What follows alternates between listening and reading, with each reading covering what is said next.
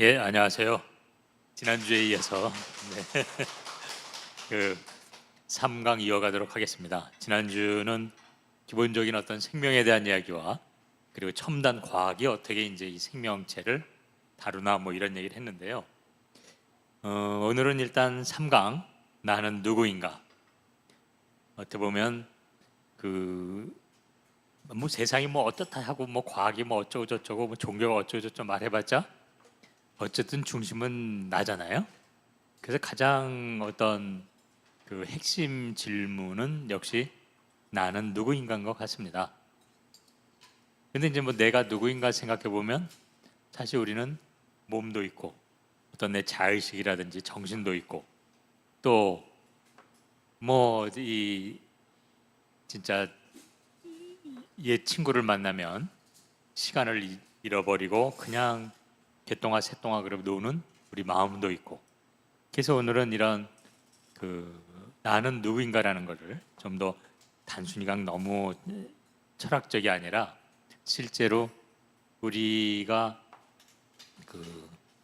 현실적으로 최소한 지난 학기 말했던 불교적인 관점, 사실 그리고 뭐 기독교적 관점하고 다르진 않습니다만 그런 점에서 이제 이야기를 풀어볼까 합니다. 일단 나는 누구인가? 네, 생태적 세계관. 근데 저는 그거를 이제 요즘은 하나의 키워드로 잡을 때는 이제는 생태를 넘어야 되겠다. 네, 왜냐하면 이 생태주의라고 생태라는 개념이 제시된 게 침묵의 봄 이후로 벌써 반세기가 넘는데, 이 생각해 보면 뭐 지금 기후 위기, 팬데믹 뭐 하나도 된 거 없잖아요. 그래도 50년 전 뭐 그때 생태란 말이 딱 던져지니까 사람들이 맞아, 이건 해야 돼, 그런 인식의 전환이 났기 때문에, 그럼 이 시점에서는 생태가 결국 이렇게 힘을 발휘하지 못했다면 왜 그랬을까를 들여다보고 그것에 우리의 인식의 전환이 한 번 더 있어야 될 것 같아요.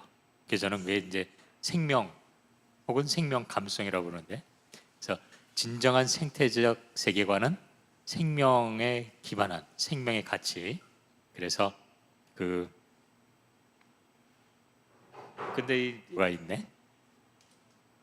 어쨌든 그래서 생태적 세계관은 아주 그 말은 좋은데 해석을 좀 해야 되겠다 새로. 그래서 이 지금은 지구적 건강 뭐 이렇게 나오잖아요.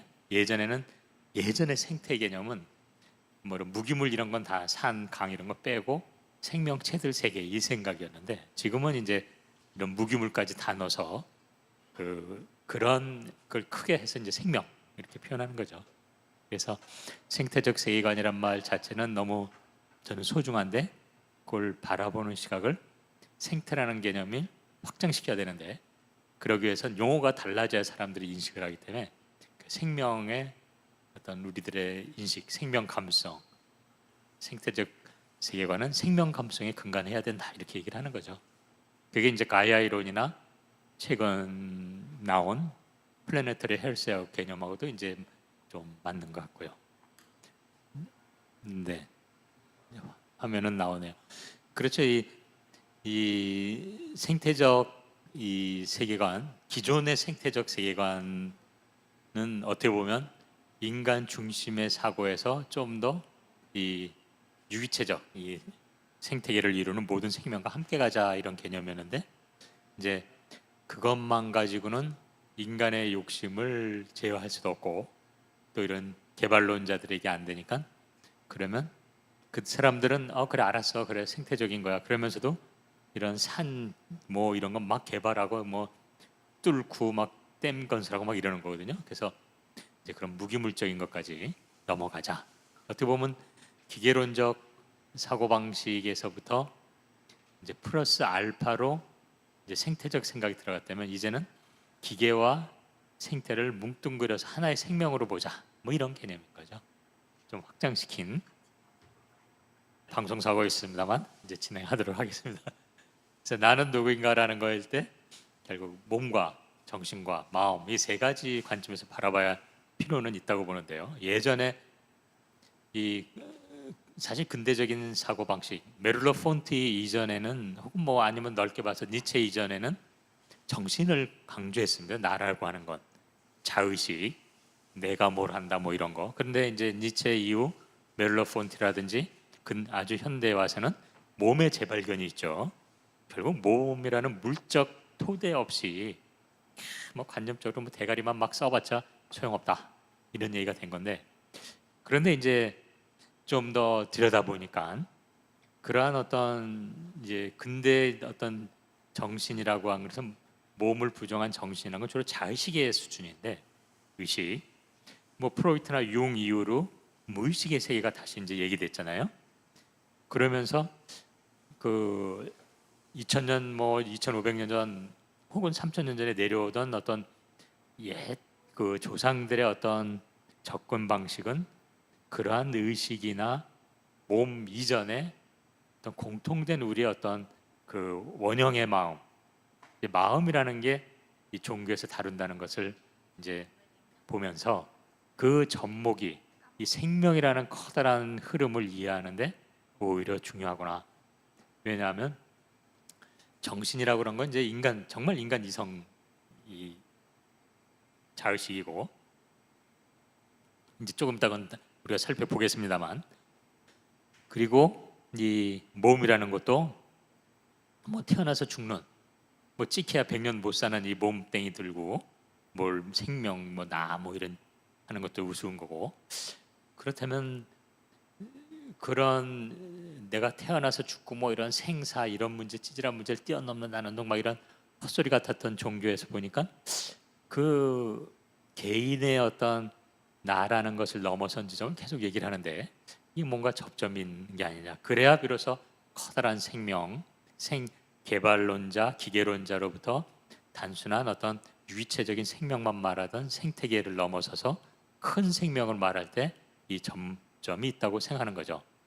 그런 면에서 보면 이 나는 누군가라는 질문은 결코 이 근대적 사고방식에서 보면 나라고 하는 건 내 자의식이 생겼다가 이 사라지는 거.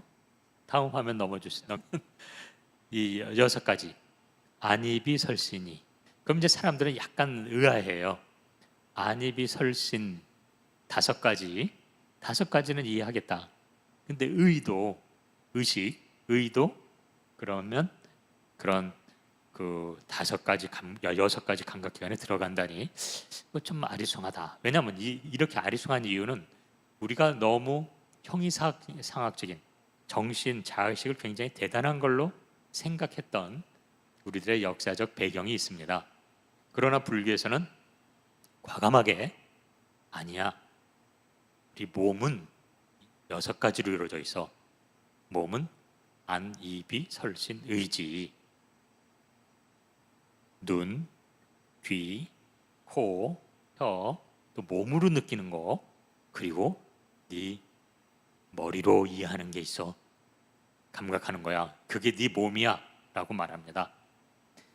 물론 이 의는 조금 다르죠. 앞에 5가지랑.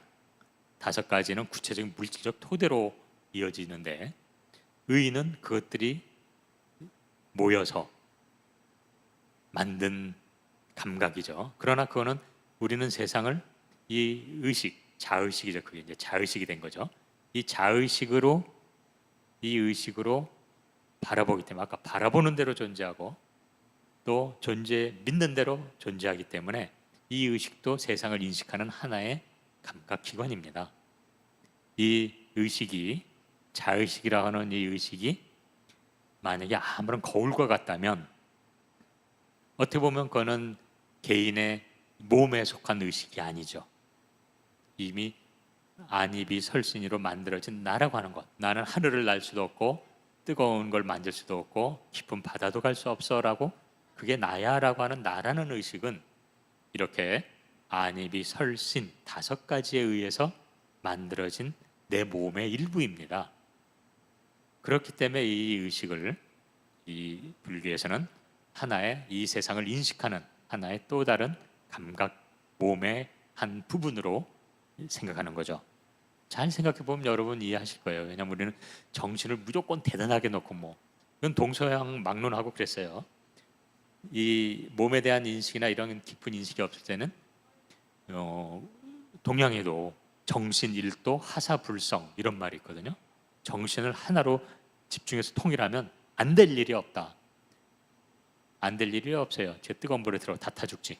그래서 이런 형이상하게 이 물든 사람들은 안입이 설신의라고 할 때 의를 몸의 일부로 보는 거에 대해서 좀 저항감을 느끼지만 그 생각 싹 지우고 생각해 보십시오. 세상을 느끼는 감각하는 내 몸, 눈, 코, 귀 그것과 대등하게 내 의식도 하나의 그 필터링을 작동을 하는 걸 알 수 있을 거예요.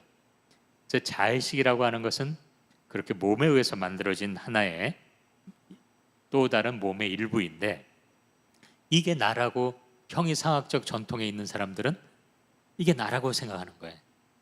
그래서 자아라든지 혹은 에고라든지 이고 그래서 그거를 불교에서는 아상이라고 부릅니다. 왜냐하면 아니 몸에 이 유한한 몸으로 만들어진 이 자의식을 이게 나라고 생각해 이게 다야 어쩌고 저쩌고 이러니까 그리고 이걸 만족시키기 위해서 막 하니까 결국 몸에 이 의해서 만들어진 자의식을 만족시킨다는 건 물적인 육체적인 욕망을 만족시키는 것에 불과한 거거든요. 그걸 아상이라고 불러요. 그런데 한편 우리가 또 생각해 보면 이런 것에 비해서 정신이라는 게 있죠. 물론 자의식도 하나의 이렇게 감각기관으로서의 그 자의식이 있지만 한편 자신을 움직이는 주체로서 그래서 나라고 착각하는 건데 그런 정신이 있습니다. 그래서 우리 혼이라고도 그러고 어리라고도 그래요. 이건 뭐냐면 스피릿이죠. 그래서 우리가 야 나 혼이 나갔구나, 너 얼 빠졌구나. 맹한 사람들 보고 좀 그러죠. 즉 자기의 삶을 만들어가는 어떤 근본적인 그 자의식 중에 한 특징을 말해주겠습니다만 그것에 비해서 마음이 있어요. 마음은 마음이 나갔다 이런 말은 하진 않아요. 마음을 빼앗겼다라고 그러죠. 너 그녀에게 마음을 빼앗겼구나. 딱 이런 거. 혹은 야 너 뭐랄까요? 암호화폐 너 네 마음을 빼앗겼네. 이렇게 이거는 잘 들여다보면 정신 혼 얼과 달리 마음을 빼앗겼다는 건 너의 전체를 빼앗겼다라는 의미를 담고 있습니다. 그걸 이제 에고와 달리 이건 셀프죠. 자기 자신. 그런데 이 마음도 그래서 우리가 보통 야 너 마음을 빼앗겼구나 할 때 이거는 너 자신 셀프 온전한 너 자신이에요. 그래서 이제 이런 것들이 미세하게 층위가 다릅니다. 우린 그냥 내가 생각하는 게 나야, 자의식이 나야 이렇게 생각하고 이것에 의해서 그럼 몸에 의해 만들어지니까 몸이 욕망하는 거를 자기 의식으로 막 찾아다녀서 만족시키고 이러는데 그러다 갑자기 충격을 받으면 띵 해가지고 어리 빠지고 이러는 건데 그것에 비해서 내 마음, 개체화된 마음이죠. 이 마음이라는 건 셀프라고 말할 수 있습니다. 그래서 나는 누구냐라는 말은 어떻게 본다면 이 셀프, 너 자기 자신이 누구니라는 말이에요. 좀 더 말하면 이때 뭐 나는 누구인가라는 게 뭐 내 의식이 뭐냐 뭐 이런 수준은 아닌 거고요. 그래서 우리는 이 미세한 차이를 좀 봐야 되는데, 이제 이 스피릿이나 혹은 뭐 서구에서는 마인드라든지 이렇게 다양한, 거기도 약간 결은 다르지만 뭐 어차피 이 지점에서 서로 표현은 따르게 되겠습니다. 그래서 전에 보였던 슬라이드로서 이 그런 의미에서 우리가 나는 누구인가라는 질문은 기본적으로 생명체, 우리 생명 현상을 가지고 있는 물체죠. 몸을 가지고 있는 몸이 있는 거죠. 그래서 이것은 자기만의 몸으로 자기가 자기를 만든 의식이니까 너와 내가 구분되는 개체고유성이 항상 자리 잡습니다. 생명 현상의 가장 큰 특징은 개체고유성이죠. 늘 말씀드리지만 똥파리 두 마리라도 한 놈이 죽으면 그 놈이 죽지 다른 똥파리가 죽지 않아요. 똥파리라도 저마다의 탄생과 저마다의 삶을 살다가 늙어서 죽는 거예요. 병들어서 생로병사. 그래서 우리가 말하는 나는 누구인가라는 것은 이 생명체로부터 시작되지만 이게 그냥 자의식이라고 하는 자기 몸으로 만들어진 정신에 갇혀서는 안 된다라는 말을 방금 드린 거고, 그런 면에서 우리가 생태적 세계관 이럴 때 생태는 각 개체 고유성이 있는 생명체들이 어우러진 그런, 그 얘기는 생태적 세계관은 나만이 중요하고 나만이 옳은 게 아니라 각 모든 생명체들이 개체 고유성을 가지고 그대로 존중되는 사회, 이게 생태적 세계관이죠. 그게 화엄의 세계예요. 화엄경에 말하는. 그래서 불교에서 아상을 버리라고 말한다지만 그것은 나라고 하는 걸 버리라는 얘기가 아니에요. 자의식, 몸에 의해서 만들어진 나라고 하는 그 자의식이 다라고 하는 그런 아상, 그것을 벗어나라는 거지. 어떻게 보면 화엄의 세계는 그런 아상들이 다 모여 있어야 되는 거예요. 아상은 나쁜 게 아닙니다. 그래서 이 종종 불교를 표면적으로 이해하시는 분들은 아상을 버리래 뭐 이렇게 생각하고, 아상이 없는 뭐 이런 뭐 절대 평등의 뭐 고요의 평화의 세계 뭐 이런 관념적인 얘기를 하는데 그렇지 않습니다. 아귀다팀의 이 생태계, 육식동물이 초식동물을 막 잡아먹고 막 이러는 이 생태계의 이 자체가 각자 자기 위치에서 자신의 모습을 그대로 발현하면서 전체의 흐름을 이루고 있는 화엄의 세계죠. 그런 면에서 생명이라고 하는 것은 기료, 진료, 뭐 불교, 자성, 혹은 모든 존재의 근원, 그러지만 또 유식 불교에서는 이걸 아뢰야식 이렇게도 부르는 거죠. 근본적인 자리. 그래서 중요한 거는 하나하나의 생태적 세계관이라고 하는 것은 하나하나의 생명체들이 존중되는 거기 때문에, 그래서 천상천하 유아 독존이란 말이 나오는 거고, 그러나 종교는 한 사람 한 사람의 얘기에 뭐 집중하지는 않습니다. 당신이 뭐 기륭화복이 어째, 너가 뭐 어떻게 되고 어쩌고 저쩌고 이런 얘기 안 해요. 너의 낱개의 각 개인의 생명체의 삶이 그게 다가 아니라 너의 바탕을 이루고 있는 생명, 그리고 생명으로서의 너, 그게 너 자신 알라의 포인트야 라고 계속 얘기하는 겁니다. 그래서 이 종교에서는 기륭화복을 얘기하지 않아요. 부처님도 점사를 보지 말라라고 그랬어요. 점 보고 사주 명리하는 거 하지 말라고 그랬습니다. 부처도. 왜? 그건 별 의미가 없는 거기 때문에. 그거는 개체로서 태어나서 자기가 살아가는 과정에서 자기가 만들어 놓은 그것이 원인이 돼서 그 결과로 너의 삶이 이루어지는 거지, 그거 뭐 특별하게 뭐 기륭화복을 어쩌고 저쩌고, 물론 기륭화복을 봐서 뭐 자기 삶을 보다 바람직한 어떤 도구적인 건 뭐 있을 수 있겠으나 기본적으로 근본 가르침에서 부처도 그런 낱개의 생명체에서 뭐 울고불고 징징대는 거 별 신경 쓰지 않았습니다.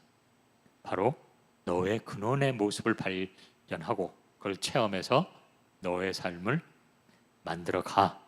그게 바로 나는 누구인가라는 질문과 접점이 되는 거고, 이때 나는 단순한 형이상학적인 자의식의 나가 아니라 근원의 나가 누구냐라는 질문이고, 근데 이 과거 뭐 소크라테스 이후 서구의 형이상학을 보면 나는 누구인가라는 질문을 던지지만 끊임없이 의식의 수준에서 다루고 있죠. 물론 뭐 그 이후에 니체 이후에는 보다 이제 특히 또 심리학도 나오고 이러면서 깊이 들어가긴 합니다만, 철저하게 자의식, 아상에 대한 연구로 끝나니까 답을 얻을 수가 없었던 거예요. 그야말로 허황되죠. 몸에 의해서 나온 건데. 그래서 이 종교, 이거는 불교뿐만 아니라 기독교도 너의 안에 있는 생명, 그리고 너를 있게 하는 근원에 대한 생명에 대한 체험을 얘기하는 겁니다. 이게 바로 진정한 나죠. 나는 누구인가일 때. 그래서 이제 좀 더 우리가 익숙한 것을 정리해봤습니다. 어쨌든 우리가 말하는 생명, 생명과학, 생명복제, 이럴 때 이 생명은 엄밀히 말하면 생명체지만, 어쨌든 우리가 익숙한 용어로 뭐 듣는 사람의 입장을 생각해서 말한다면 생명이란 건 몸과 정신으로 이루어진 거예요. 몸하고 우리가 느끼는, 그리고 나라고 하는 자의식, 정신. 생각해보면 몸은 뭐 물론 원소 주기율표 외우셨을 거예요. 뭐 이과 분들은 뭐 흐해리배 뭐 이렇게 나가지고 결국 150여 개의 원소로 이루어졌습니다. 우리 몸은 다 우리 뭐 이 지구의 80억 뭐 85억까지도 얘기되던데, 인구나 무수히 많은 동식물, 바닷속의 플랭크톤, 뭐 미생물 다 합쳐봤자 어차피 150여 개의 원소로 이루어져 있어요. 이게 몸입니다. 근데도 이렇게 다양한 생태계에 이 무수히 많은 생명체를 어느 한 놈도 똑같은 놈이 없는 개체고성을 가진 무수히 많은 생명체를 만들어낸 거예요. 이 몸이 대단한 일이죠. 사실 이건 정말 경이로운 일입니다. 그래서 이 몸의 관점에서 봤을 게 이제 전형적인 근대 과학이니까 물질에, 근대 과학에서 생물학에서는 생명체, 생명을 정의해라 그러면 형태가 있다. 뭐 일단 폼이 있어야죠. 폼, 형태가. 그런 다음에 대사작용을 한다. 왜냐하면 한 생명체로서 자기를 유지하려면 항상성을 위해서 먹고 마시고 싸고 이래야 되잖아요. 그래서 항상성이 있다. 그리고 생명체라면 자기 복제를 한다. 생식 활동을 통해서. 그래서 자식들도 만들고 막 이러죠. 그거 안 만들면 생명체가 아니에요. 그러면 승려들이나 뭐 신부님들, 아주 제대로 지키는 승려와 스님들은 생명체가 아니죠. 그들은 일종의 짱돌맹이 비슷한 겁니다. 원래 그렇게 되라는 얘기예요. 근데 뒤로 자꾸 막 이상한 바람 피고 그래서 그렇지. 근데 사실 생각해보면 그런 승려들이나 뭐 신부님이나 뭐 이런 분들을 사실 탓하기는 어려워요. 본인 안에 있는 생명력을 그만큼 표현을 하는 거니까. 주어진. 근데 이제 그 표현이란 건 아상에 근간한 생명력의 표현이기 때문에 좀 찌질하다는 거가 이제 종교에서 말하는 건데, 어쨌든 그것도 인정할 수 있고, 부처님도 그랬어요. 이 성욕, 이 자기 복제를 위한 이게 정말 2개만 있었어도 내가 도를 이루지 못했을 것 같다, 이런 얘기를 하거든요. 그 이야기는 이게 생명력의 어떤 추동력, 그건 대단한 거예요. 이거를 무시한다는 거는 멍청한 겁니다. 그래서 거꾸로 말하면 그거를 누르고 진정한 나를, 이렇게 개체로서 존재하는 데 머무르지 않고 진정한 나를 알기 위해서 수도의 길을 가겠다. 신부님이나 승려들, 그래서 우리가 존중하고 대단하다고 얘기하는 거죠. 그만큼 이 생명력이란 것은 이게 뭐 자의식의 수준이건 내 근원의 힘으로 작동하건 그것이 그 힘이란 건 대단하기 때문이죠. 근데 학생들이 여기까지는 답을 잘 써요. 생물학 이과에서 공부한 놈들. 그러나 마지막 진화라는 게 있습니다. 진화. 진화는 시간적 축을 집어넣은 거죠. 공간의 개념에서부터. 그래서 생명체는 한시도 머무르지 않고 끊임없이 진화하는 게 생명체입니다.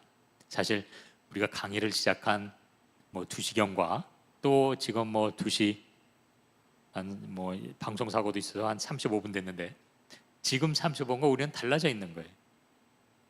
그 사이에 그 전에 듣지 않았던 시간을 가졌기 때문에 이 진화의 그 추동력은 전에도 말씀드린 것처럼 창발적인 거라고 제가 말씀드렸습니다. 관계 속에서 고전적인 역학처럼 하나 더하기 하나가 둘이 되는 게 아니라 이렇게 만나서 얘기를 하고 보고 듣고 하면서 단지 하나 더하기 하나일 뿐인데 100도 되고 1000도 되고 경우다 마이너스 되고 그게 생명의 놀라움이죠. 그러나 이렇게만 얘기하면 뭐 틀린 건 아니에요. 이게 굉장히 물질적인 모험의 관점에서 말한 거니까. 근데 이거를 얘기했더니 또 미대의 교수들은 과학을 하는 게 아니고 몸을 하는 사람들이 아니니까 말도 안 된다고. 야, 생명 살아있다라는 건 보고 느끼고 표현하는 거야. 이것도 또 맞아요. 전혀 다르지 않죠. 생명이란 게 뭐냐 그럼 꼬맹이들은 살아있다는 거요 막 이러는데 그럼 살아있다는 것 자체가 과학적인 용어 혹은 이렇게 이제 예술이나 정신적인 관점에서 말하는 것. 근데 이제 뭐 표현도 어느 정도 범위냐에 따라 다르겠습니다만 결국 그렇기 때문에 생명체는 보고 느끼고 표현하고 행동하는 게 역시 움직임, 이 생명인 것 같습니다.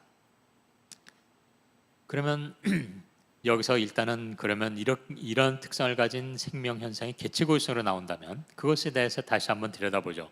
전에 제가 말씀드렸습니다만 일단 몸, 신체와 정신으로 이루어져 있어요.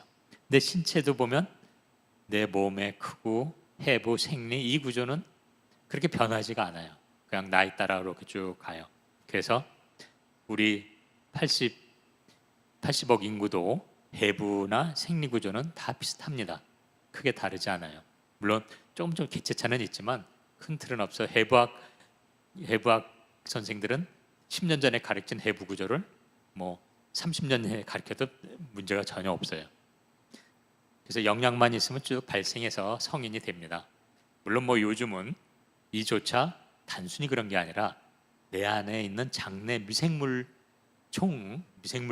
그 무수히 많은 미생물들이 함께 작동하여서 이루어지는 거지 그냥 발생과 해부와 생리 자체도 끊임없는 미세한 관계망 속에 있다는 건 뭐 다시 밝혀졌습니다만 어쨌든 이거와 상대적으로 우리가 종종 말하는 정신과 몸이라고 할 때 정신적 자기는 우리 자의식, 뇌가 담당하죠. 이 어쨌든 우리 몸에서 의식, 자의식이 몸의 일부라고 그러는데 그걸 담당하는 기관은 뇌가 하고 있습니다. 또 신체적 자기, 몸의 나라고 하는 것은 면역이 담당하죠. 면역기관이. 그래서 이런 우리가 말하는 나라고 하는 것은 최소한 근대 과학의 관점에서 보면 이런 신경과 면역계가 담당 물질적 터전을 가지고 있는데 특징은 이런 것들이 자기를 만들기 위해선 태어나서 지금까지 쭉 무수히 많은 외부와의 자극, 반응, 그것을 기억하고 또 그것을 망각하고 이 관계의 총체적 누적으로서 만들어진다는 사실입니다. 결국 태어나서 지금까지 살아온 관계망을 우리는 삶이라고 부르죠.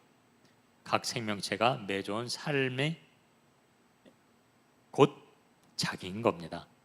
내가 누구이냐? 예를 들어서 우의종이라고 말해지는 나에 한정돼서 말한다면 제가 태어나서 지금까지 맺어온 관계의 총합이 나예요. 이것은 뭐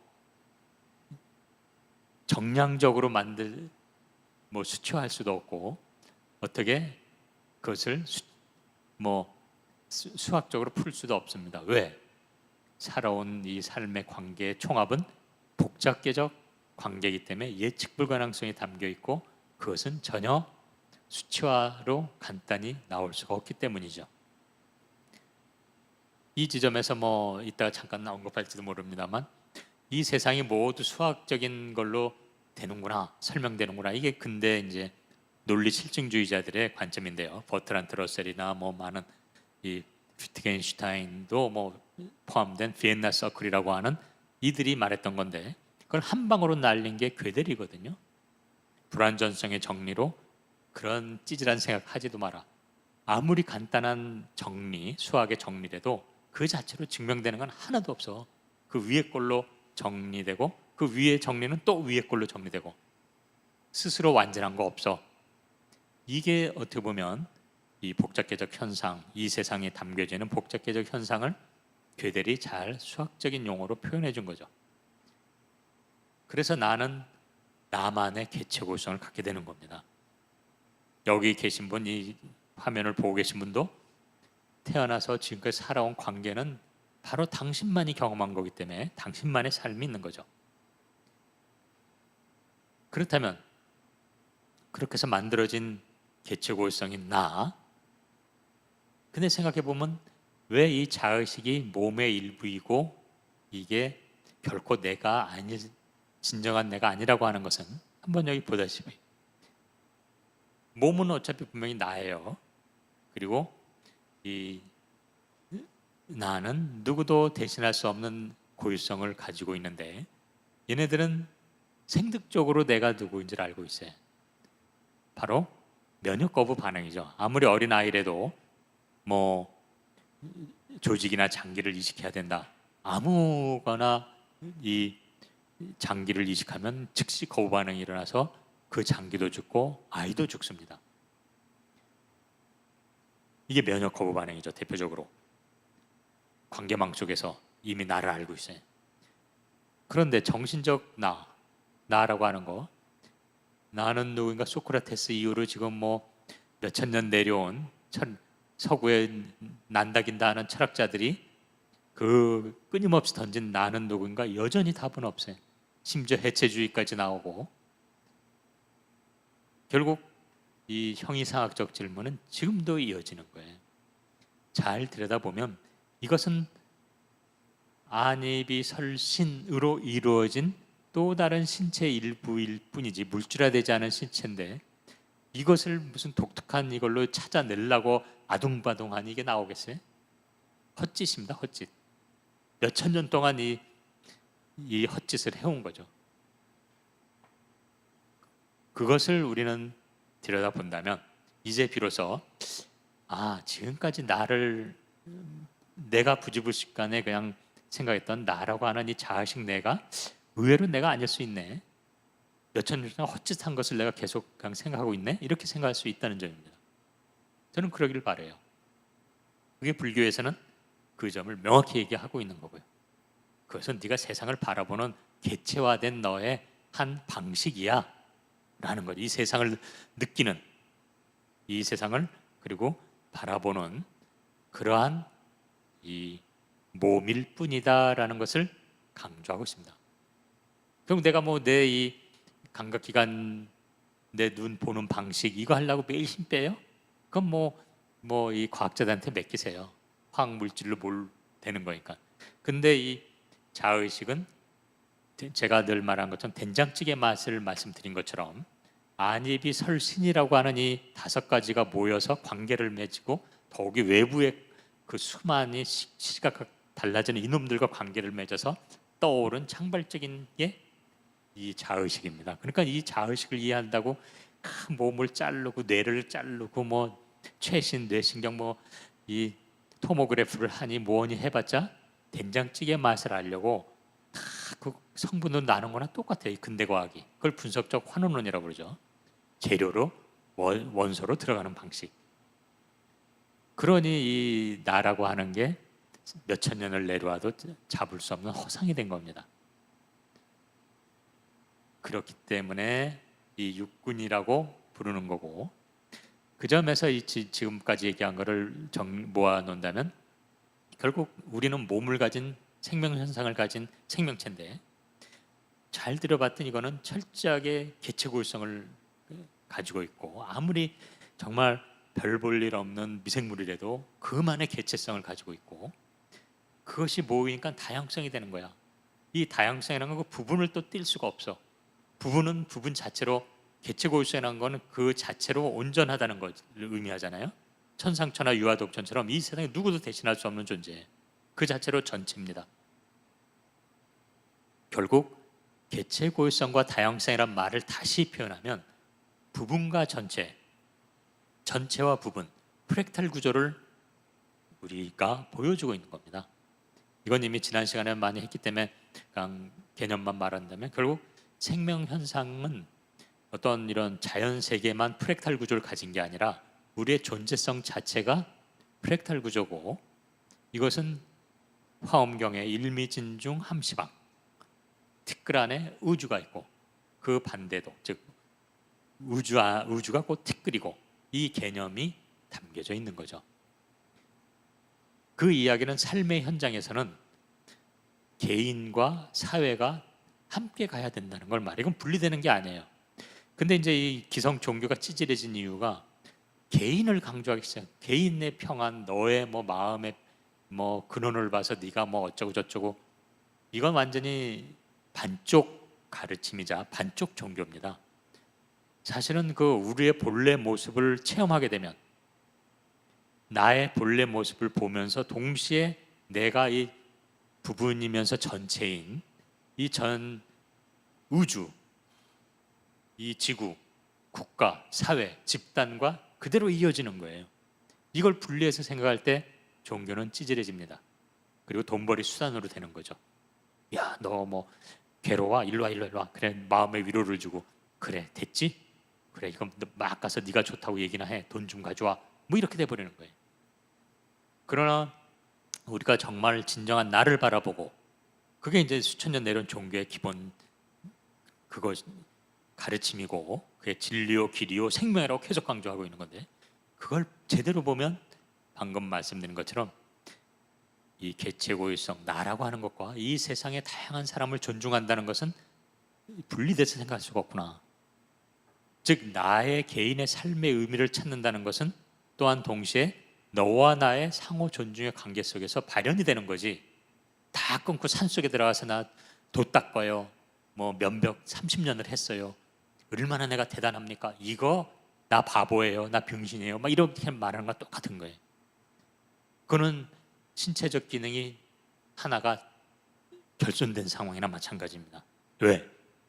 이 불교 분명히 말하는 육군, 아님이 설신, 그리고 그것에 의해서 창발적으로 나온 의, 이것은 이 세상을 바라보는 나라고 하는 한 개체가 세상을 인식하는 방식일 뿐이지 너의 근원적인 모습도 아니고, 그것을 뛰어넘어서 길이요 진리요 생명을 체험했을 때는 너는 너와 이웃이 다르지 않다라는 것을 말해주기 때문에 개인의 삶의 의미와 이 상호 존중은 함께 가는 거죠. 그래서 정말 이 사람이 생명력이 충만한 삶이야, 이것은 이렇게 뭐 승려나 신부가 뒤에서 바람피는 게 생명이 충만한 건 아닙니다. 그거는 나라고 하는 개체의 욕망을 만족시키는 거예요. 그래서 그건 구분이 돼야 되는 거죠. 그래서 내 삶으로 이루어지는 개인의 삶의 의미와, 또 사람 중에는 그러니까 이타적인 삶을 살아야지 뭐 막 이러면서 찌질하게 자기 삶을 희생하는 사람들이 있어요. 그거 아닙니다. 너와 내가 다르지 않기 때문에 나를 존중하고 내가 진짜 원하는 게 무엇인지를 찾아서 내 삶의 의미를 찾아가면서 함께하는 것이지, 그렇다고 제 말을 오해하진 마세요. 이게 마치 뭘 그런 나의 본래 모습을 깨달은 다음에 네가 이웃과 함께하는 이런 직선적 시간으로 받아들이지 마십시오.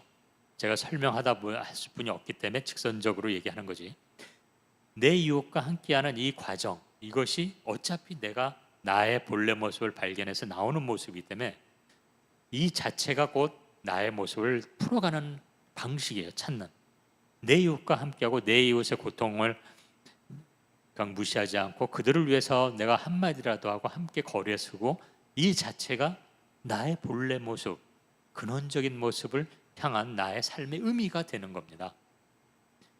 그래서 반생명적인, 생명의 반대를 이제 반생명적이라고 본다면, 결국 성경에는 흙으로 돌아갈 삶을 말한다면 내가 왜 살아야 되는지, 내 삶의 의미는 뭔지도 찾아고 그냥 삶을 소비하고 낭비하는 거거나, 또한 우리가 함께 내 이웃의 아픔, 내 이웃을 내 몸과 사랑하기보다는 쟤는 뭐 저런 거지 뭐, 내가 해도 뭐 어째, 이런 폭력적 자세로 그러한 어떤 공공성 내지는 공적 가치를 잃어버린 삶이란 건 자기 어떤 지적 만족이나 하고 나의 뭐 어떤 뭐 이런 욕망에 만족하는 거나 똑같은 거예요.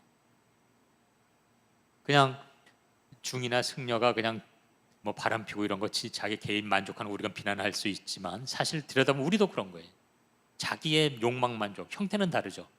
그게 뭐 음식을 뭐 식도락이 어째 뭐 맛있는 음식점이나 찾아가고 그 음식 포르노라고 전 생각하는데 먹고 막 기분이 좋아요 막 이렇게 텔레비 나오잖아요. 그러면 이 성적 쾌락을 만족하는 거나 식욕에 만족하는 건 뭐가 달라요? 그리고 혹은 막 나는 뭐 이 공부를 너무 많이 해나 책을 이렇게 많이 읽어요. 지식의 만족, 지식욕의 만족이 사실 이런 거는 우리가 생각해 보면 그게 나쁘다는 게 아니라 그것이 어떻게 이웃과의 공공적 가치와 이어지는가를 고민하지 않는다면 그거는 그 흙으로 돌아갈 삶의 모습이라는 겁니다. 그렇기 때문에 불교에서 강조하는 건 아상이 반생명적인 삶의 출발점이라고 누누이 얘기하는 거예요. 너가 다라고 생각하는 이 아상, 여기서 괴로워하고 힘들어하는 나 나는 뭐 허무해요 뭐 나는 뭐 어쩌고 저쩌고 이러는 나라고 하는 이 에고, 자의식인데 의죠. 이것 때문에 네가 그냥 그렇게 찌질하게 살고 있구나, 고통에 살면서. 그래서 이 의에 대한 안입설신, 의에 빠지지 말고, 그게 이제 어떻게 아상의 바탕이니까 그게 어디서 오는가 들여다 봐봐. 결국 그 의는 아까도 말했지만 물질적 터전은 뇌지만 그 의는 잘 보면 안입이 설신이라고 하는 5가지에서 만들어진 거야. 그것뿐이야. 거기서부터 생겨난 것뿐이지 그게 너가 아니란다. 왜냐면 그렇게 만들어진 된장찌개 맛이 다는 아니잖아요. 그걸 된장 재료가 있었으니까 그게 나온 거지. 그렇다면 본래 나는 뭐지? 이렇게 되는 겁니다.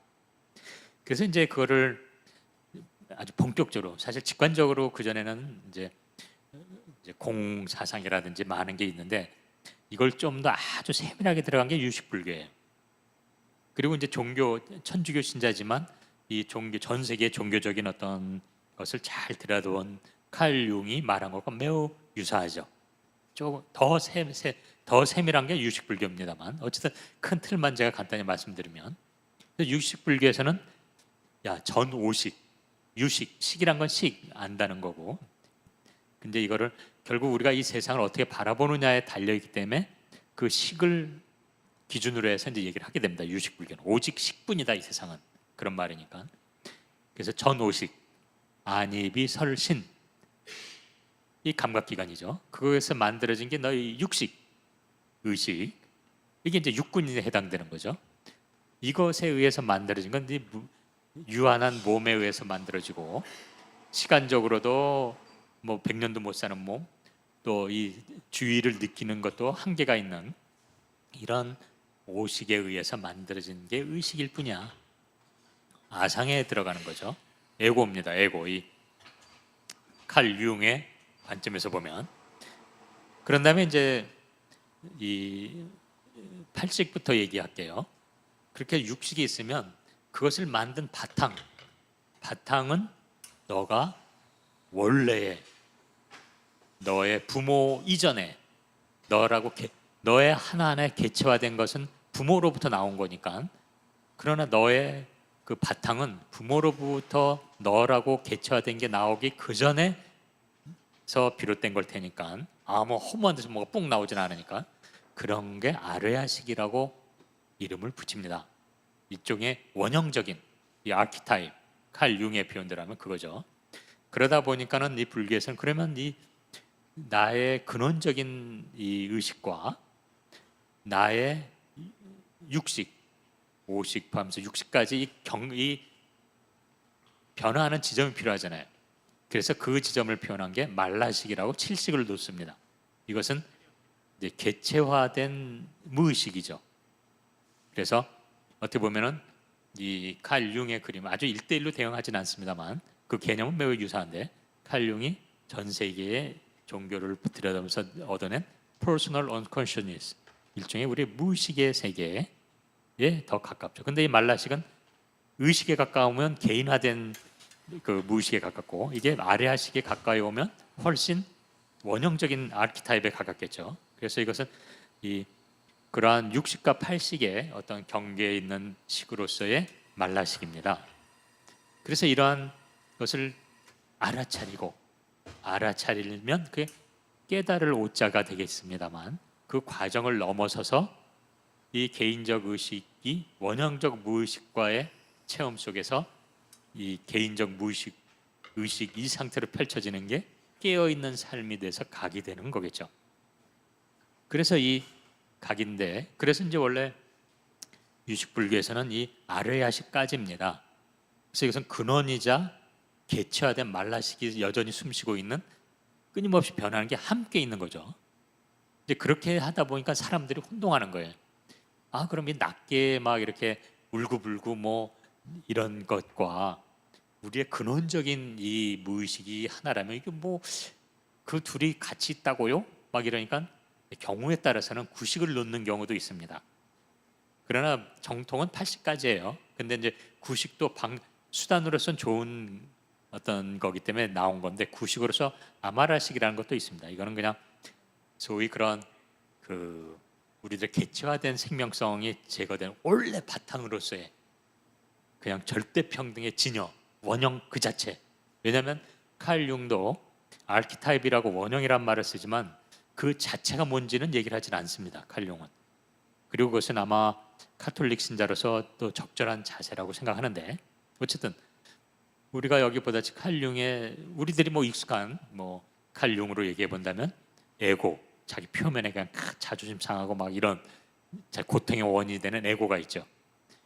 그리고 그 이거의 바탕을 또 있는 personal unconsciousness, complexity, 복잡계성, 복잡계적인 창발적인 현상이 막 일어나는 데입니다. 거기는 하나 더하기 하나가 둘이 아니에요. 저런 의식, 에고 상태에서는 하나 더하기 하나는 둘일지 모르지만 저 무의식 상태에서는 갑자기 내가 꿈으로 잘 나타난다고 그러죠. 거기서는. 그래서 꿈을 굉장히 해석을 많이 하는데, 꿈에서는 막 하늘로 날고 막 이래요, 지가. 그래서 그런, 이거는 고전적 역학의 세계가 아닙니다. 그리고 이 칼융이 늘 강조하는 게 동시성이죠. 저 지구 저 끝에 있는 부족의 종교 행위와 이쪽 지구 반대편에 있는 종족의 종교 행위가 막 일치해요. 같이 나가요. 이 싱크로니시티, 이 동시성. 여러분 동시성 하면 뭐 어떤 관계가 기억납니까? 제 강의 때 바로 양자의 세계가 동시성을 가지고 있어요. 항상 아주 강조합니다. 그리고 제가 그랬죠. 이 초월성의 세계는 어느 쪽이냐 하면 이 양자적 세계다라고 말씀을 드렸던 것 같아요. 그게 이제 컬렉티브 언컨셔스니스, 양자적 세계의 관계성입니다. 도대체 문화적으로 뭐로 전혀 관계없는 종족이 막 유사한 짓을 하고 있는 거예요. 종교 행위로서.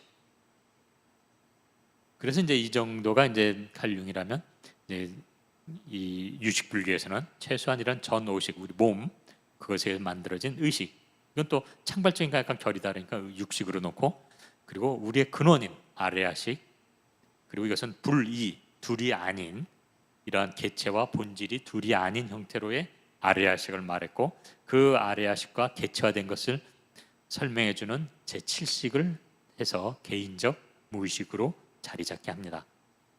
어쨌든 여기 뭐 이 정도면 충분히 이해되실 거라고 생각하는데, 뭐 큰 개념 정도. 그랬을 적에 이게 사람들은 그럼 유식불교만 그런가 보다 이렇게 생각할지 모르지만 절대 그렇지가 않습니다. 종교의 본질을 끊임없이 추구하신 분들, 폴 틸리, 뭐 아주 유명한 그 조직 신학자죠. 이 사람은 고민했던 거예요. God, 뭐 신. 이 사람은 이제 조금 이따 설명드리겠지만 기독교, 당연히 뭐 조직 신학자니까 기독교 신학자입니다. 그 하버드에서 그 독일의 유태인으로서 넘어와서 이제 하버드에서 이제 조직 신학을 가르치는데, 폴 틸리 최근에 돌아가신 이 기리성 박사라고 이 종교 뭐 보살 예수라든지 종교간 대화, 기독교의 어떤 참 무엇을 굉장히 노력했던 분이 뭐 최근 돌아가셨습니다만, 그분이 가장 영향받은 사람 중에 한 사람으로서 이 폴 틸리를 얘기하죠. 이 폴 틸리는 뭐 인격화된 신 자꾸 이런 거가 그건 좀 쪼잔한 거야. 그러면서 being itself, 존재 그 자체야. 이게 뭐 어느 개체화인데 어디에 이렇게 따로 어디 있는 게 아니야. Not a being among other beings. 다른 being 사이에 있는 어떤 따로 존재하는 게 아니라 그 자체야. 이 세상 그 자체야 이렇게 얘기를 하는 겁니다. 그리고 그런 것을 그러면 그 빙 자체도 이거 다 개체화된 인간들이 있잖아요. 그러니까 그건 그것을 만드는 기반이야. 그래서 여기 나오지만 relationship between being itself 그리고 유한한 존재들 우리 개체화된 이것을 설명하기 위해서 이 사람은 ground라는 말을 가져온 겁니다. 제가 늘 종종 말하지만 모든 생명체의 기반, 근원, 바탕 이게 바로 우리가 말하는 신이야 이렇게 얘기를 하는 겁니다. 그래서 여기 나오지만 for 틸리에게서는 God is the ground of being 무심한 80억 무슨 동물 플랭크톤 이 미생물 이것의 바탕 그것을 생성해낸 기반 그것이 바로 이 신이지 우리가 말하는 그 하나님이지 즉 모든 존재의 근원이 하나님이란 얘기예요. 그걸 하나님이라고 근데 자꾸 인격화된 거라는 건 찌질한 거다 이렇게 얘기를 하는 거고요. 그래서 가시란 것을 이 사람이 이렇게 풀어줍니다. 기독교인으로서. 그래서 이 존재의 구조 자체, 이 구성 자체, 이 모든 걸 담고 있는 게 신이야. 이게 바로 아레아식이거든요. 그러니까 이 폴 틸리는 본인의 기독교적 신을 이 아레아식이라고 불교에서 말하는 이게 근원적인 이 본래 나의 모습이라고 이제 불교에서 얘기하는 건데 이게 신이지라고 표현하는 겁니다. 그런 의미에서 수천 년 동안 내려온 이 종교의 그 가르침 이 자체는 다르지가 않아요. 불교 기독교가 물론 종교로서는 다른 겁니다. 저는 그게 같다는 얘기를 하는 거 절대 아니에요. 그런 외형은 너무 다르고 전통은 다르지만 결국 우리가 원형적 체험을 한다는 것은 전에 제가 보여드린 것처럼 이 최소 우리 지식 내에서 140억 년 전에 빅뱅에 의해서 시공간이 태어나고 45억 년에 지구가 나오고 쭉 시간을 거쳐서 포유류를 거쳐 인간이 됐지만 여기 이것도 칼 융의 구조를 가져온 그림입니다만 사실 똑같아요. 결국은 제가 강조한 것처럼 당신이 몇 살입니까 했을 때 나는 50살이에요 30살이에요 이게 아니라 내 알을 잊게 한 무수히 많은 시간을 담고 있지 않으면 안 된다고 그랬어요. 그 이야기는 우리가 수행을 한다 가나선을 한다 하느님을 만나는 체험을 한다 이 얘기는 내 안에 담긴 140억 년을 체험한다는 겁니다. 그 원형적 체험과 그것이 그 멈추지 않고 끊임없이 변화하는 진화하는 형태로 지금까지 무수히 많은 그 흐름을 체험하는 게 원형적 체험이에요. 그 체험을 통해서 나의 본래 생명과 나의 개체로 존재하는 자의식이라는 형태로 존재하는 내가 둘이 아님을 이해하게 될 때 새로 태어나는 거죠. 그전은 자의식이 나라고 생각해서 매일 자존심 챙기고 내 것만 챙기려고 이러다가 그런 삶이 결코 한때 허망한 불교식으로 말하면 그냥 몸이 사라지면 곧 사라질 나라고 하는 이것에 끄달려서 울고불고 징징대고 괴로워했던 나였구나. 나는 140억 년의 이 긴 시간을 담고 있는 존재이자 그 흐름을 담고 있는 게 원래 나야. 그게 없으면 나는 있을 수가 없어. 그게 나지. 이 체험, 이게 바로 칼 융식으로 말하면 아키타입에 대한 체험인 겁니다. 그리고 그러면 칼 융은 아키타입 그 원형 자체가 뭐냐라는 질문이나 답은 하지 않았습니다만 불교는 그것이 바로 그 본질은 끊임없이 변하는 이 관계의 관계성 이렇게 얘기하는 겁니다. 거긴 구체적인 실체가 있는 것도 아니고 끊임없는 관계의 펼쳐짐이 최소 우리 지식으로 말한다면 140억 년의 그 관계성 자체가 바로 그 아키타입 원형이야. 그 연기실상을 네가 체험하게 되면 결국 삼법인 재행무상 쭉 나이 삼법인을 느끼게 되고 그렇게 됐을 때 네가 자유로워지는 거야. 너가 네 자의식에 갇혀졌던 너로부터 진정한 내 무수히 많은 선조 맨날 며칠 태어나서 맨날 며칠 죽는 이 생사의 문제를 뛰어넘는 대자유인이 되는 거고 생사의 문제를 너는 극복한 거야. 죽음을 뛰어넘은 거야. 예수님도 부활이라는 형태로 죽음이 우리를 한정할 수 없는 거야 라는 메시지를 주는 것과 전혀 다르지가 않습니다. 그래서 이제 칼 융은 그때 말한 것처럼 이렇게 긴 생명의 역사 속에서 개체는 끊임없이 생사를 반복하잖아요. 자기의 반복 구조. 이게 바로 근원 생명과 낱낱이 생명체의 반복되는 프랙탈 구조라고 해서 이 프랙탈 구조와 함께 만다라를 결국 내 내면의 심리적으로 인식이죠. 식작용으로서 나의 그 온전성 140억 년을 담은 나의 온전성을 잘 표현한 게 만다라다라고 얘기할 수는 없는 겁니다. 그래서 이제 이 폴 틸러는 이렇게 얘기해요. 야, 무신론이라고 하는 것은 사실은 이제 왜냐하면 이제 이 사람도 서구 전통에서 뭐 신은 죽었다 막 얘기 나오니까 그때 이제 무신론이라는 건 사실은 이렇게 전통적인 이미지, 인격화된 신, 뭐 전지전능하고 벌 주고 뭐 하는 이런 제우스 같은 신 이런 거를 부정하는 것이지 사실은 그러한 내 안에 있는 그리고 혹은 어떤 걸 상징적으로 얘기한다면 그런 것들의 내 존재의 근원 자체를 부정하는 사람은 아니야 이렇게 얘기하는 겁니다. 제가 이 얘기를 하고 보니까 최 감독이 생각났어요. 저는 우리 이제 그 낱개조 보신 분은 알겠지만 스스로 무신론자라고 얘기하지만 본인의 그런 어떤 근원적인 지점은 부정 안 하고 있더라고요.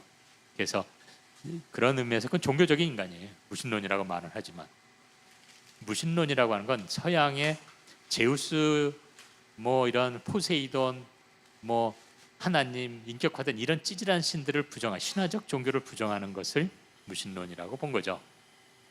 그래서 인격화된 신, 신화적인 신은 사라지고 생명, 우리의 기반 혹은 나 그 자체가 바로 이게 나라는 겁니다. 이런 불상, 이런 십자 이런 거 다 찌질한 게 다 쓰레기통에 버리라는 겁니다. 물론 수단으로 사용할 수 있지만 근본적인 가르침은 부처도 그랬거든요. 야, 불상 만들지 마. 근데 이제 몇백 년 흐르면서 사람들이 아이 그래도 좀 기억을 하려면 우리는 안입이 설신으로 느끼는 게 좀 좋으니까 좀 만듭시다. 이래서 만든 거지. 이런 거 다 부정했어요. 금강경도 뭐 상으로서 모양으로 나를 보는 건 절대 잘못된 거다 이렇게 있는 것처럼 그게 나는 누구냐라는 질문은 사실 그래서 이런 생명으로서의 나 모든 것의 기반으로서의 나 그리고 그 자체로서의 나가 나인 거죠. 그래서 전에 보여드린 것처럼 이 제이콥슨의 말처럼 불교인 되지 마세요. 당신이 부처, 붓다, 진리 그 자체로 존재하세요. 이건 본인이 내가 붓다구나 아니구나 느끼고 안 느끼고 인정하고 안 믿고 상관없습니다. 당신은 부처입니다. 또 기독교인이 되지 마세요. 당신이 바로 예수 그리스도로 존재하세요라고 하는 겁니다. 그것이 진짜 그렇게 되기를 바라는 게 부처와 예수의 바람이었죠. 바로 지금 이 순간에 우리가 현존하는 겁니다. 부처로 예수로 그게 진정한 나는 누구인가에 대한 답이 될 수 있겠죠. 정리한다면 나는 누구인가? 나는 최소한 140억 년의 긴 관계의 누적 덩어리이자 그 관계성에서 끊임없이 또 앞으로 펼쳐질 생명의 역사에 있는 부분이자 전체이고 전체이자 부분인 나예요. 그 관계성 그거를 불교는 연기실상이라고 표현했고 그렇게 됐을 때 불이라는 게 나올 수뿐이 없는 겁니다. 나 하나에 뭐 울고불고 언제 죽고 이거 죽으면 나 세상이 끝나 이런 게 아니라 너 피조물과 창조주가 둘이 아니다. 그게 하늘나라가 이미 이 땅에 임한 거다라는 메시지를 던지는 거죠. 그래서 이 전에 보여드린 것처럼 이성과 이건 성찰의 힘이에요. 감성, 생명력입니다. 그것을 인지하는 우리 감각기관이 있어요. 안입이 설 수 있는 의. 그래서 그것이 생겨난 게 이성과 감성이라는 의의 세계입니다. 그러나 이 이성과 감성 안에 갇히지 말고 보다 초월적인 이 합리적인 생명성, 삶의 중층구조를 바라볼 수 있는 이 지혜, 이게 길이요, 진리요, 생명이죠. 그리고 이것은 동시성이 존재하는 그리고 초발심시 변정각이라고 하는 화엄경의 표현처럼 내가 처음 제대로 나의 본래 모습을 봐야지라고 그 마음을 내는 게 곧 바로 네가 너 깨달은 거다라고 말하는, 깨어있는 상황이다라고 말하는 게 바로 다 이런 양자 역학적 관계이자 프랙탈 구조이자 초월적 진리의 모습을 그대로 직관적으로 표현한 말들입니다. 여기에서는 이미 저 슈레딩거가 양자적 세계에서 본 것처럼, 고양이에서 말한 것처럼 살아있고 죽어있는 게 동시로 존재하는 거예요. 죽는 게 뭐 싫어요, 뭐 살아있는 게 좋아요, 이런 생애 집착의 문제가 아닙니다. 그걸 이해한다면 제가 전에 말씀드린 것처럼 to be or not to be, that's question, 이게 얼마나 찌질한 질문이냐, 사냐 죽냐는 문제가 아니에요. 생명이란 것이 생로병사라는 삶으로 이루어진다면 태어나고 죽는다는 것은 삶의 과정이자 이 큰 역사의 한 부분일 뿐입니다. 그 생명 존중이란 건 지금 이 순간 여기에 현존하면서 이 현존한 이 삶에 당당하고 아름답게 사는 삶을 존중하는 것이, 무조건 오래 살고 뭐 안 죽이고 오래 살게 하고 하는 게, 이런 게 생명 존중이 아니다. 불교에서 뭐 여러 가지 방생이란 것도 있는데 그 지점은 생명 존중이지 무조건 오래 살게 한 생명 집착이 아니다라는 것이고, 그래서 마지막으로 이번 시간 강의를 정리해 보면, 이 결국 누구도 대신할 수 없는 이 모든 생명체, 그리고 그것은 관계성이라면 늘 말하지만 그물코 인생이 절대 아니다. 우리는 그물론 인생이다. 지금 이 자리에 주어진 것은 140억 년을 거쳐온 나의 삶이 있는 거고, 나의 삶이 나라면 나를 가장 나답게 해주는 건 내가 관계 맺어온 당신, 사람, 뭐 다른 일반적인 사람, 저 멀리 우리 구성원, 집단, 우리 국민, 이 생태계에 있는 모든 유기물질, 모든 이 당신이 나를 만들어준 거죠. 그래서 제게 남은 질문은 그거 하나입니다. 그 관계성을 네가 인식한다면 당신의 그물론의 크기는 얼마입니까? 라는 질문만 남는 거예요. 내가 누구냐라는 질문은 당신은 얼마만한 그물론을 크기입니까? 라는 질문으로 이어져야만 되는 거예요. 그저 뭐 나는 뭐 생명이야, 그래 하나님과 만났어, 나 깨달았어, 뭐 그러면서 뭐 이렇게 자기 만족, 나는 평안해, 이런 찌질한 놈이 아니라 그걸 통해서 너와 내가를 얼마나 당신은 담을 수 있습니까? 라는 당신의 크기로 이어져야 되는 것이죠. 그래서 오늘 첫 번째 강의는, 아니 세 번째, 이번 학기 세 번째 강의, 나는 누구인가라는 질문은 이렇게 정리하도록 하겠습니다. 고맙습니다. 네.